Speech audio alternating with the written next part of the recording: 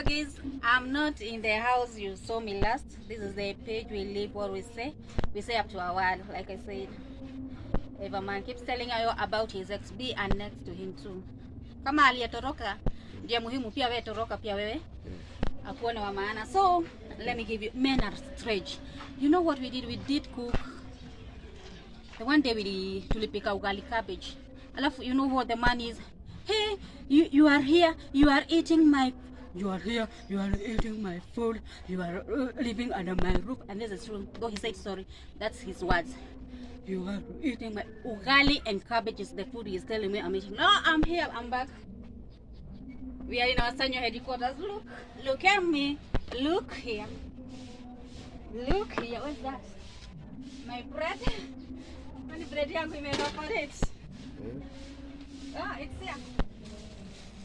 Yani breakfast tu peke yake niko na hizo vitu zote. Alafu mimi mwanamume ananiambia ugali cabbage, you are eating my food. Look at these all things are lettuce. Honey, here God, honey, I can do bread and honey. Man, simwe tu na utu.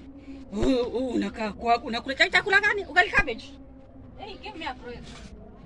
Hizo ni vitu legit. Hapa hakuna kitu. It's honey. Vitu legit. Ona hata si blue band ile tu. Pati ya kawaida. Choco blue band. Peanut butter. I can do, it's my choice. Some men, mwanamke akikuja kwako, acha tu kuona kama ati hakuwa anakula kabla kuja kwako. Ama alikuwa tu hakuwa na unakaa kwako. Ama alikuwa si yako na kwao. Na alikuwa anakula. Give us a break. Though he said sorry, I wanna see if I wanna resume. Hey, nurse it.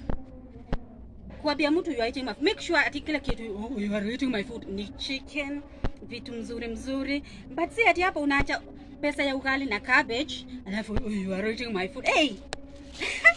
Na sasa hii ni breakfast. Bado hatujapika, my friend. Maisha. Wanaume, kwenda na huruma tu na utu. See you later. We're gonna see our next video will be back there.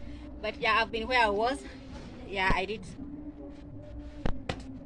Ukimwondokea huko kuna vile anakuheshimu alafu anajua. We're gonna talk more. Thank you. Kata.